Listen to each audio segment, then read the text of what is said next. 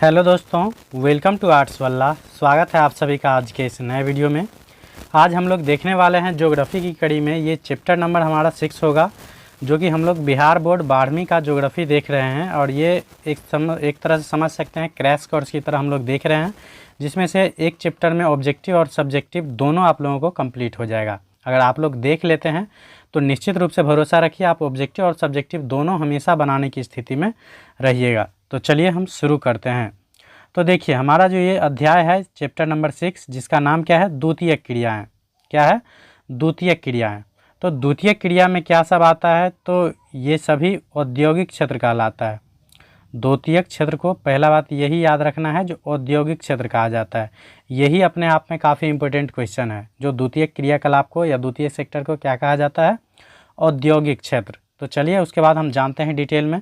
तो पहला क्वेश्चन हमारा है, जो खनिज आधारित उद्योगों से आप क्या समझते हैं? मतलब खनिज आधारित उद्योग हम किसे कहेंगे? तो याद रखिएगा, ऐसा उद्योग जो कच्चे माल के रूप में खनिजों का उपयोग करते हैं उसे खनिज आधारित उद्योग कहते हैं। मतलब ऐसा उद्योग जो अपने कच्चे माल के लिए खनिज का उपयोग करते हैं उसे क्या बोलेंगे? खनिज आधारित उद्योग। जैसे हो गया लौह इस्पात उद्योग। लौह इस्पात उद्योग में क्या होगा? मान लीजिए लोहा जो बनेगा, तो वो लोहा डायरेक्ट कहीं से शुद्ध रूप में लोहा नहीं प्राप्त होता है, वो पहले खनिज के रूप में रहता है, तो उसको शुद्ध करके लोहा बनाया जाता है। तो इसलिए खनिज का उपयोग किया जाता है लौह इस्पात उद्योग में कच्चे माल के रूप में, इसलिए यह क्या हो जाएगा? तो खनिज आधारित उद्योग। जैसे मान लीजिए कृषि से आधारित कोई उद्योग होगा, जैसे मान लीजिए कहीं चावल फैक्ट्री है, तो वो एक प्रकार से होगी, क्या हो गया? तो उसे हम लोग कहेंगे कृषि आधारित उद्योग, क्योंकि वो जो अपना कच्चे माल का उपयोग करेंगे वो कृषि का उत्पाद होता है, इसीलिए वो क्या कहलाएगा? कृषि आधारित उद्योग। उसके बाद नेक्स्ट हमारा दूसरा क्वेश्चन है, जो कच्चे माल के आधार पर उद्योगों को वर्गीकृत कीजिए। तो ये काफ़ी इंपॉर्टेंट क्वेश्चन है, ये ऑब्जेक्टिव में भी पूछ लिया जाता है डायरेक्ट। जो कच्चे माल के आधार पर जो है उद्योग को कितने वर्गों में विभाजित किया गया है? तो याद रख लीजिएगा, जो कच्चे माल के आधार पर जो है उद्योग को 5 भागों में वर्गीकृत किया गया है। 5 भाग कौन सा है? तो पहला हो गया कृषि आधारित उद्योग। कृषि आधारित उद्योग में मैंने अभी जस्ट बताया है, जो ऐसा उद्योग सब आएगा जो अपना कच्चा माल के रूप में कृषि पर डिपेंड रहेगा। जैसे मान लीजिए अगर कहीं चीनी मिल है, तो चीनी मिल में क्या चाहिए? गन्ना चाहिए। तो गन्ना जो प्राप्त होता है वो खेती से प्राप्त होता है, इसलिए चीनी मिल जो हो जाएगा ये क्या हो जाएगा? कृषि आधारित उद्योग। दूसरा हो गया खनिज आधारित उद्योग, जिसमें कच्चे माल के रूप में खनिज का प्रयोग किया जाएगा, जैसे अभी जस्ट बताए हैं लौह इस्पात उद्योग। दूसरा है रसायन आधारित उद्योग। रसायन आधारित उद्योग मतलब क्या? रसायन को मतलब समझिए केमिकल। तो जो अपना कच्चे माल के रूप में मतलब समझिए रसायन का प्रयोग करेगा, उसको बोलेंगे हम रसायन आधारित उद्योग। जैसे मान लीजिए कहीं दवा बनेगा या खाद बीज बनता है, तो वो सभी क्या हो जाएगा? रसायन आधारित उद्योग। चौथा हो गया वनों आधारित उद्योग। तो वन आधारित उद्योग मतलब क्या? ऐसा उद्योग जो अपना कच्चा माल के रूप में वन पे डिपेंड रहता है। जैसे मान लीजिए कहीं फर्नीचर उद्योग है, कहीं फर्नीचर उद्योग है, तो फर्नीचर अपने कच्चा माल के लिए लकड़ी चाहिए, वो डिपेंड रहेगा वन पे, तो इसलिए फर्नीचर उद्योग जो हो जाएगा ये वनों पर आधारित उद्योग हो जाएगा। उसके बाद 5वां हो गया हमारा पशु आधारित उद्योग। तो पशु आधारित उद्योग में क्या हो जाएगा? मान लीजिए जैसे दुग्ध उत्पादन कहीं हो रहा है, दुग्ध सेंटर है, या मान लीजिए कहीं चमड़ा उद्योग है, तो चमड़ा भी कहाँ से प्राप्त होता है? तो पशु से प्राप्त होता है, तो ये सभी क्या आ जाएगा? पशु आधारित उद्योग। तो याद रख लेना है आप लोगों को, जो कच्चे माल के आधार पर जो है उद्योगों को 5 वर्गों में बांटा गया है। पहला हो गया कृषि आधारित उद्योग, दूसरा हो गया खनिज आधारित उद्योग, तीसरा हो गया रसायन आधारित उद्योग, चौथा हो गया वन आधारित उद्योग, और 5वां हो गया पशु आधारित उद्योग। तो इसे आप लोग निश्चित रूप से याद रख लीजिएगा। उसके बाद चलते हैं नेक्स्ट क्वेश्चन की ओर। नेक्स्ट क्वेश्चन भी हमारा काफ़ी भी है, लघु उत्तरीय और दीर्घ उत्तरीय दोनों के पॉइंट ऑफ व्यू से, तो ज़रूर आप लोग इसे याद रख लीजिएगा। तो क्वेश्चन है हमारा, जो कुटीर उद्योग एवं लघु उद्योग में अंतर स्पष्ट कीजिए। तो लिखना क्या है? जो कुटीर उद्योग एवं लघु उद्योग में अंतर जो है निम्नलिखित है या इस प्रकार है। तो पहला पॉइंट याद रखिएगा, कुटीर उद्योग में जो कुटीर उद्योग मुख्यतः परिवार के सदस्यों के सहयोग से चलाए जाते हैं। मतलब कुटीर उद्योग हो गया मतलब छोटे पैमाने का उद्योग, जिसे हम परिवार के सदस्य मिलके भी हम लोग चला सकते हैं, तो उसको बोलेंगे कुटीर उद्योग। उसके बाद लघु उद्योग में क्या होता है? तो लघु उद्योग में सामान्यतः मशीनों के द्वारा होता है। मतलब लघु उद्योग को जो है उत्पादन उसमें सामान्यतः किसके द्वारा होता है? मशीन के द्वारा होता है। लघु उद्योग हो जाता है कुटीर उद्योग से थोड़ा बड़ा, जिसमें कुछ एक्स्ट्रा मजदूर भी लगता है और उसमें कुछ मशीन का भी प्रयोग किया जाता है। उसके बाद दूसरा है जो कुटीर उद्योग में मानव के हाथों का प्रयोग किया जाता है। तो कुटीर उद्योग में जो है क्या किया जाता है, मानव के हाथ का प्रयोग किया जाता है। मान लीजिए कहीं छिट्टा, अगर आप लोग जानते होंगे, छिट्टा नहीं जानते होंगे तो क्या जानते होंगे आप लोगों को, चटाई जो होता है मैट, वो भी हाथ से बुना जाता है। या चाहे मान लीजिए आपको छठ के टाइम में देखते होंगे, मतलब उसमें क्या होता है, डगरा कोनिया सब बोलते हैं उसको, वो एक प्रकार से क्या हो जाएगा, तो ये सभी हो जाएगा कुटीर उद्योग के उदाहरण। उसके बाद दूसरा हो गया लघु उद्योग में उत्पादन मशीनों के द्वारा होता है। तो जहाँ मशीन का प्रयोग किया जाता है वो कहलाएगा लघु उद्योग। उसके बाद नेक्स्ट हमारा तीसरा पॉइंट है जो कुटीर उद्योग में स्थानीय मांग की पूर्ति की दृष्टि से परंपरागत व वस्तुओं का उत्पादन होता है। मतलब कुटीर उद्योग में जो है स्थानांतरित मांग, स्थानीय मांग मतलब जो एक क्षेत्रीय मांग होता है उसकी पूर्ति के लिए वस्तुओं का उत्पादन किया जाता है। अगर आप बिहार से होंगे तो भली भांति आप छठ पूजा को जानते होंगे, उसमें पता होगा आप लोगों को डगड़ा का यूज होता है। उसके बाद एक बोलते हैं कोनिया, पता नहीं आप लोग जानते होंगे या नहीं, अगर जानते होंगे तो कमेंट में ज़रूर बताइएगा। तो ये सभी क्या हो जाएगा, इस सब का मान लीजिए कोई इंटरनेशनल व्यापार नहीं होता है, ये सब अपना क्षेत्रीय उत्पादन होता है एक प्रकार से। तो इसीलिए हम बोल सकते हैं जो कुटीर उद्योग में जो है स्थानीय मांग की पूर्ति की दृष्टि से क्या किया जाता है, परंपरागत तरीके से मतलब वस्तुओं का उत्पादन होता है। बल्कि लघु उद्योग में वस्तुओं का उत्पादन एक बड़े क्षेत्र की मांग को पूरा करता है। लघु उद्योग में क्या हो जाएगा, एक बड़ा क्षेत्र में, क्योंकि यहाँ उत्पादन मशीन के द्वारा होगा, तो मशीन के द्वारा उत्पादन होगा तो उत्पादन ज़्यादा मात्रा में होगा, और ज़्यादा मात्रा में होगा तो वो बड़े से एक एरिया का मतलब मांग पूरा कर सकता है।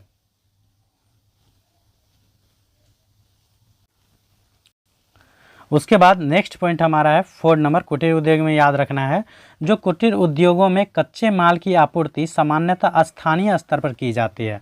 मतलब कुटीर उद्योग में जो कच्चा माल लगता है वो सामान्यतः स्थानीय स्तर पर पूरा किया जा सकता है। जैसे अभी जस्ट मैंने बताया, छिट्टा हो गया, डगरा हो गया, कोनिया हो गया, इस सभी का जो उत्पादन होता है वो बांस के द्वारा होता है। तो बांस क्या होता है, स्थानीय स्तर पर प्राप्त हो जाता है।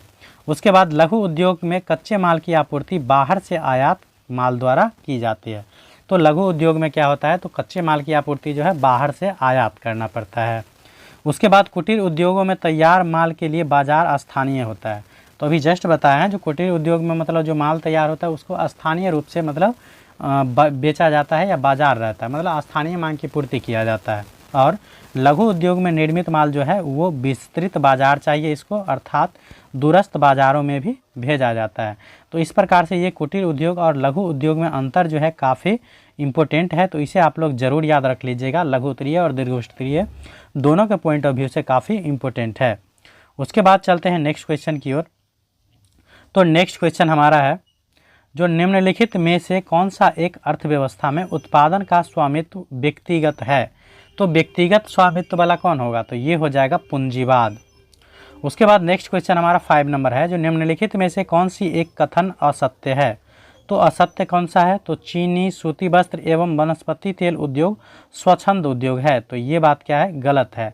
स्वच्छंद उद्योग बोला जाता है जहाँ उत्पादन काफ़ी छोटे पैमाने पे होता है, जैसे में खिलौना उद्योग सब हो गया, तो खिलौना उद्योग सब आएगा स्वच्छंद उद्योग के अंतर्गत। ये सभी जो है ये सब क्या कहलाएगा, इसको कुटीर उद्योग या बड़े पैमाने का उद्योग हम लोग बोल सकते हैं। उसके बाद नेक्स्ट क्वेश्चन हमारा 6 नंबर है जो निम्नलिखित में से कौन सा एक प्रकार का उद्योग अन्य उद्योगों के लिए कच्चे माल का उत्पादन करता है। तो इसको बोला जाता है आधारभूत उद्योग। आधारभूत उद्योग क्या होता है, जो अन्य उद्योग के लिए कच्चे माल का तैयार करता है या उत्पादन करता है, तो उसको हम लोग क्या बोलते हैं, आधारभूत उद्योग। उसके बाद नेक्स्ट क्वेश्चन हमारा है जो निम्नलिखित में से कौन सा एक जोड़ा सही मेल खाता है। तो कौन सा एक सही जोड़ा मेल खाता है, तो याद रखिएगा लौह इस्पात उद्योग जो है वो कहाँ है, पिट्सबर्ग में। तो ये जोड़ा सही मेल है। उसके बाद है जापान का ड्रेडाइट किसे कहा जाता है। तो ये भी काफ़ी इम्पोर्टेंट है, तो याद रखिएगा जापान का ड्रेडाइट जो कहा जाता है ये नगोया को कहा जाता है। उसके बाद नेक्स्ट हमारा 9 नंबर क्वेश्चन है जो मैनचेस्टर किस उद्योग के लिए प्रसिद्ध है। तो मैनचेस्टर अहमदाबाद में है शायद, तो ये जो है किस वस्त्र के लिए प्रसिद्ध है, तो याद रखिएगा सूती वस्त्र उद्योग के लिए फेमस है।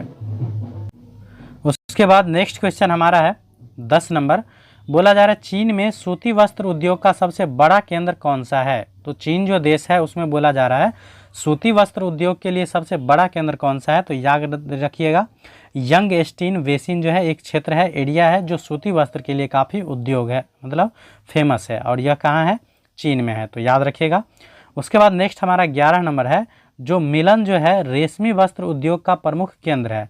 तो मिलन क्या हो गया, एक जगह का नाम हो गया। मिलन क्या है, एक जगह का नाम है जो सूती वस्त्र रेशमी वस्त्र उद्योग के लिए काफ़ी प्रमुख है। बोला जा रहा है यह किस देश में है।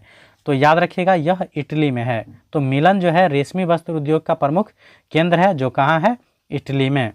उसके बाद नेक्स्ट हमारा 12 नंबर क्वेश्चन है जो टोयोटा कंपनी किस देश की है। तो टोयोटा कंपनी जो है किस देश का है। तो याद रखिएगा जापान का। उसके बाद नेक्स्ट हमारा है 13 का जो पेट्रोकेमिकल उद्योग में अग्रणी देश का नाम है। मतलब पेट्रोकेमिकल उद्योग में जो है सबसे अग्रणी देश कौन सा है। तो याद रखिएगा संयुक्त राज्य अमेरिका, जिसे यूएसए बोला जाता है, मतलब यूनाइटेड स्टेट ऑफ अमेरिका। तो ज़रूर याद रखिएगा इसे। उसके बाद चलते हैं हम लोग नेक्स्ट क्वेश्चन की ओर। तो नेक्स्ट क्वेश्चन हमारा 14 का जो निम्नलिखित में से कौन सा द्वितीयक व्यवसाय है। तो स्टार्टिंग में ही मैंने बता दिया था जो द्वितीयक व्यवसाय क्या होगा, तो उद्योग। तो यहाँ दिया है कुटीर उद्योग। वैसे कोई भी उद्योग आएगा तो याद रखिएगा वो हमेशा द्वितीय सेक्टर में ही आएगा। तो याद रखिएगा नेक्स्ट हमारा आंसर, मतलब इसका जो आंसर हो जाएगा ये कुटीर उद्योग होगा। उसके बाद हमारा 15 का है जो निम्नलिखित में से कौन सा एक आधारभूत उद्योग नहीं है। तो आधारभूत उद्योग कौन सा नहीं है। तो ये टेलीविज़न जो है आधारभूत उद्योग नहीं है। तो ये इसका करेक्ट आंसर है। याद रखिएगा लौह इस्पात उद्योग जो है ये कहलाता है क्या, आधारभूत उद्योग। लौह इस्पात उद्योग क्या होता है, आधारभूत उद्योग का उदाहरण है। तो इसे आप लोग जरूर याद रखिएगा। नेक्स्ट हमारा 16 का है जो जंग का कटोरा निम्नलिखित में से संयुक्त राज्य अमेरिका के किस एक को कहा जाता है। मतलब संयुक्त राज्य अमेरिका का ऐसा कौन सा स्थल है या शहर है जिसको हम जंग का कटोरा कहते हैं। तो याद रखिएगा पिट्सबर्ग को। पिट्सबर्ग को क्या कहा जाता है, तो जंग का कटोरा। उसके बाद नेक्स्ट हमारा है 17 का जो निम्नलिखित में से कौन सा एक देश उत्तम किस्म का कपास के प्रमुख उत्पादक देश नहीं है। तो याद रखिएगा जापान जो है कपास का उत्पादक देश नहीं है। नेक्स्ट हमारा 18 का है जो निम्नलिखित में से कौन सा एक स्वच्छंद उद्योग है। तो स्वच्छंद उद्योग मैंने जस्ट बताया है जो छोटे पैमाने का उद्योग होता है, जैसे इलेक्ट्रॉनिक्स हो गया, खिलौना उद्योग हो गया, ये सभी क्या कहलाएगा, तो स्वच्छंद उद्योग। उसके बाद नेक्स्ट हमारा क्वेश्चन है 19 का जो निम्नलिखित में से कौन सा एक स्वच्छंद उद्योग है। तो ये है हौजरी। नेक्स्ट हमारा 20 का और आज का लास्ट क्वेश्चन है जो निम्नलिखित में से कौन सा औद्योगिक अवस्थापना का प्रमुख कारक नहीं है। तो याद रखिएगा जनसंख्या घनत्व जो है औद्योगिक अवस्थापना का प्रमुख कारक नहीं है। तो इस प्रकार से मैंने आज के इस वीडियो में आप लोगों को चैप्टर नंबर 6 से रिलेटेड जो है कंप्लीट जानकारी देने का प्रयास किया हूं। तो आप लोग ज़रूर बताइएगा जो आप लोगों के लिए यह वीडियो कैसा लगा। अगर वीडियो अच्छा लगे तो लाइक ज़रूर कर दीजिएगा और एक प्यारा सा कमेंट ज़रूर कर दीजिएगा। Thanks for watching.